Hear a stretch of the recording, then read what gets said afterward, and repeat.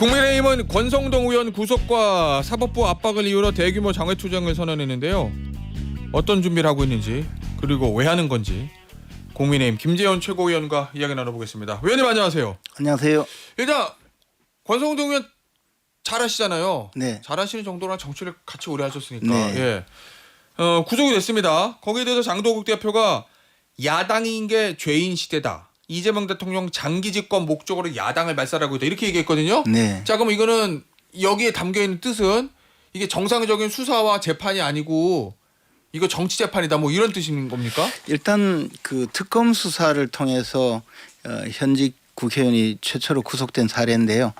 특검의 출범과 특검의 현재 수사 이 모든 것이 사실 불공정한 수사이자 정치 보복이다라는 생각을 갖고 있습니다. 예. 물론 권성동 의원 개인의 그 지금 그 수사 과정 또는 수사 결과 드러난 사실에 대해서는 저희들이 잘 알지 못하지만 예. 지금 3대 특검을 동원해서 수사하고 있는 모든 내용은 사실 국민의힘 죽이기 국민의힘 말살의 그 결과를 가져오기 위한 여러 가지 그 무리한 수사와 정치 보복적 수사의 다름 아니거든요. 예. 이렇게 된다면 수사의 공정성을 누구든지 인정할 수 없을 것이고 그 결과 또 특히 지금 뭐 내란 특별재판분이 무슨 특별재판분이 하면서 그런 예. 재판까지도 이제 자기들 마음대로 하려는 그런 시도를 하고 있는데 이런다면 사실 수사와 재판 모두 다가 오로지 이재명 대통령 개인의 의사에 따라서 결정되는 예.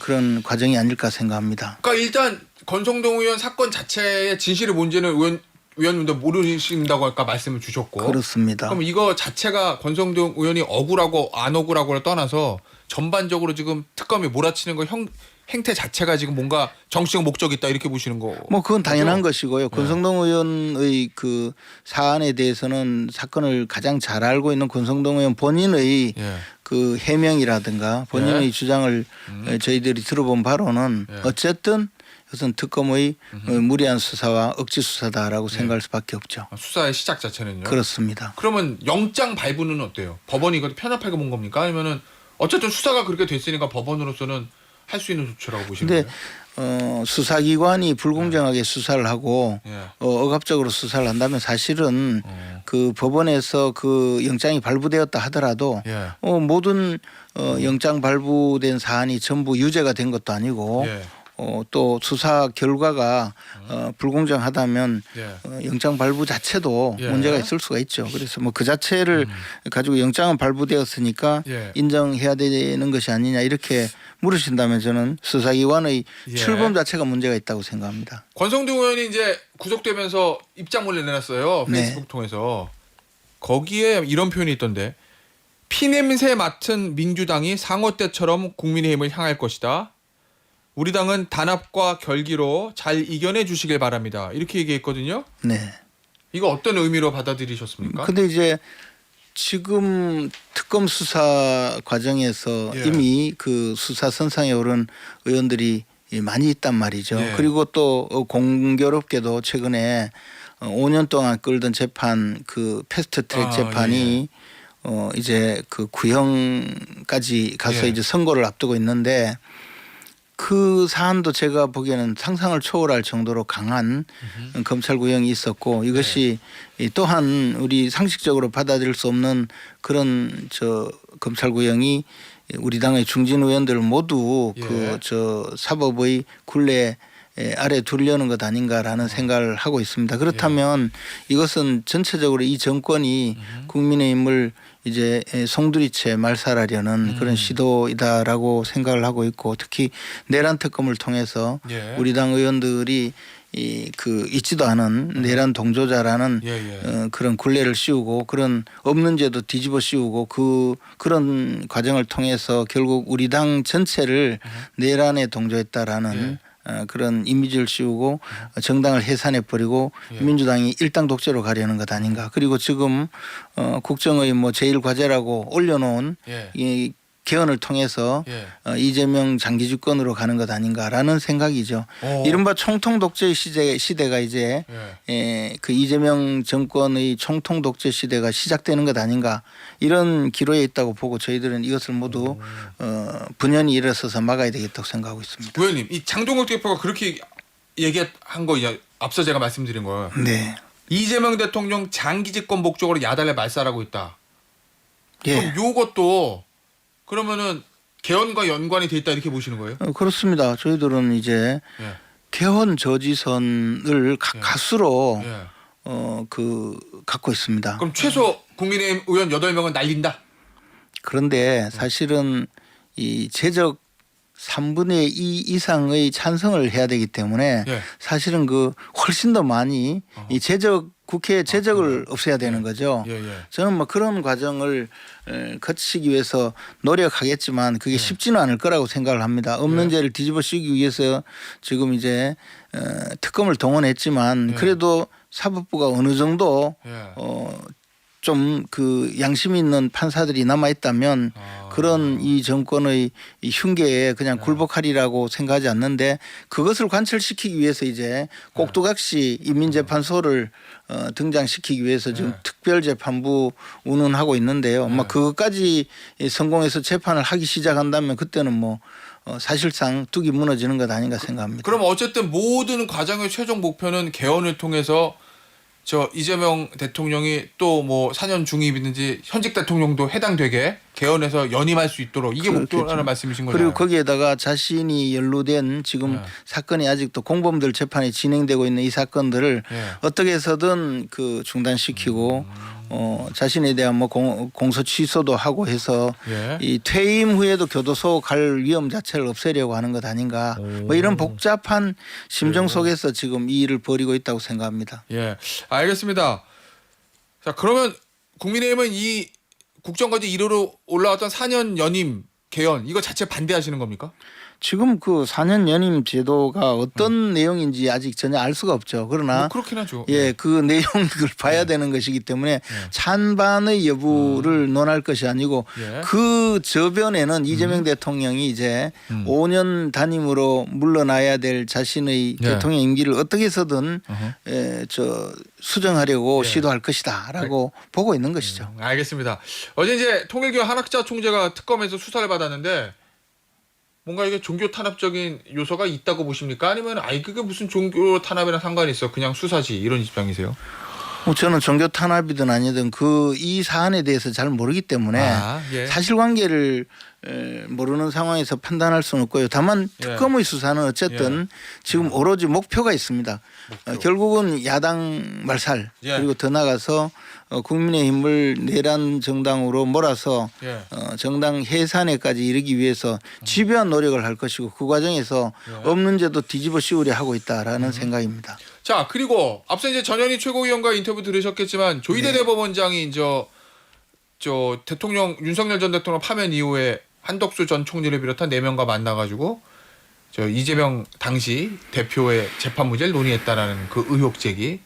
조희대 대법원장은 어제 사실 무근이다라고 이제 반박을 했거든요. 부인을 했거든요. 이 과정 어떻게 보고 계세요? 야당에서는? 민주당 또는 민주당의 전신 정당들은 항상 정권 교체기 특히 이제 대선을 앞둔 시대에 또는 자신들이 정권을 잡고 나서 반대파를 처단하는 그런 과정에는 항상 이런 날조된 뭐 제보자가 등장하고 그런 사실 무근의 그 날조된 주장을 바탕으로 해서 상대방을 공격하고 그것을 무리지어서 공격을 해서 결국은 그 사람들의 그 신뢰를 훼손시키고 하는 과정을 반복시켜 왔습니다. 과거에 김대엽 사건 또 뭐 그리고 오세훈 시장을 그 겨냥한 생태탕 사건 최근에는 뭐 한 몇 년 되었지만 또 첼리스트 술자리 사건 뭐 그런 식으로 계속 진행을 하죠. 그러나 모두 다 사실무근으로 거론한 자체가 사실이 아니다라고 밝혀지거나 또는 더 나가서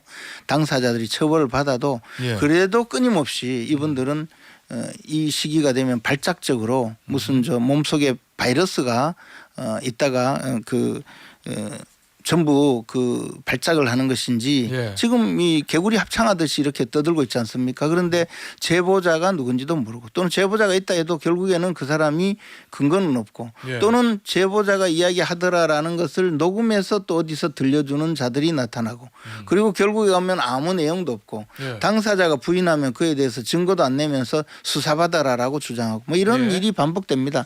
이 사람들은 그 가짜 뉴스를 생산하는 걸 넘어서서 국민들에게 가장 그 아픈 그 감정선을 건드리는 거짓말을 해서 결국은 자신들의 목적을 달성하려고 하는 것이기 때문에 국민들이 속지 않아야 합니다. 이분들은 양심도 없고 예. 양심의 가책도 느끼지 않고 이성을 상실하고 더 나가서 집단적으로 이 발작을 일으키는 그런 이 단계에 있기 때문에 주위에서 보면 진실이 밝혀집니다. 그 조희대 대법원장의 거취에 대해서 네.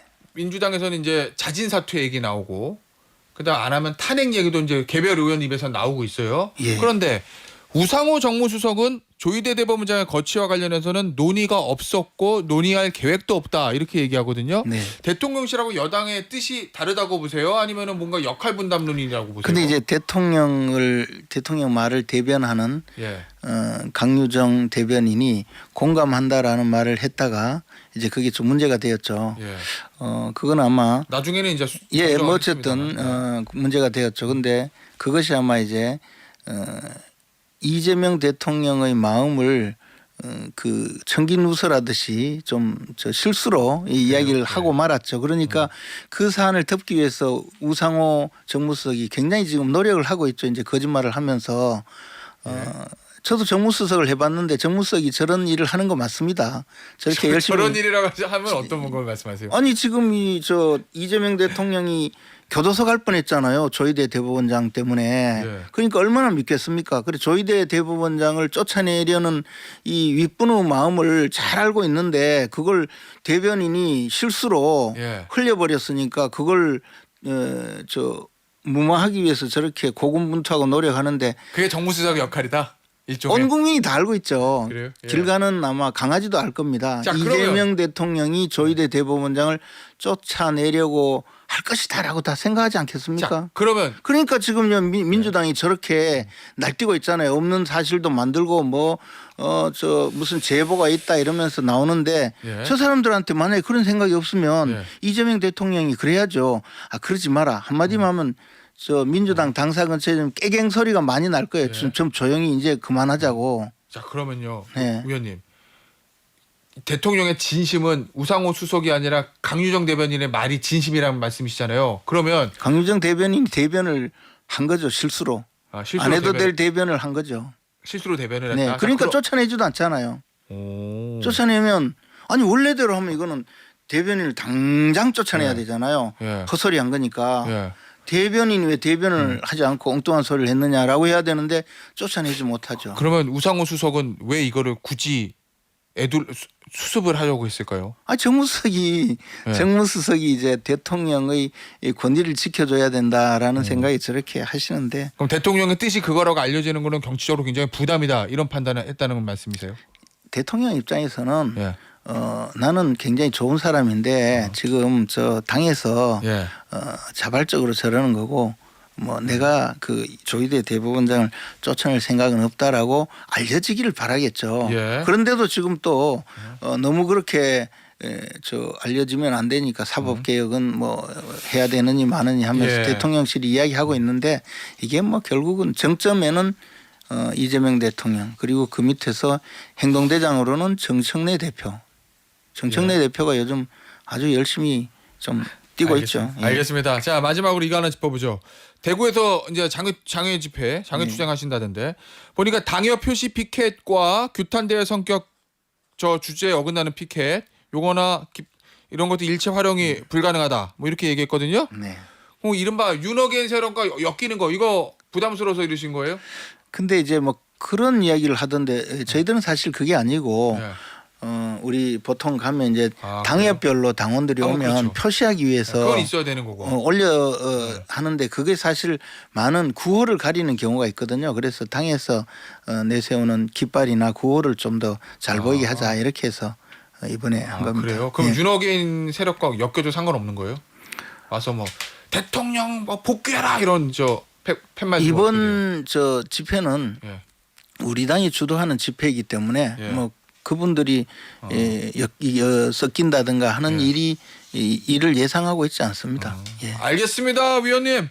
오늘 인터뷰는 여기서 마무리하도록 하겠습니다. 지금까지 김재원 국민의힘 최고위원이었습니다. 위원님 감사합니다. 고맙습니다.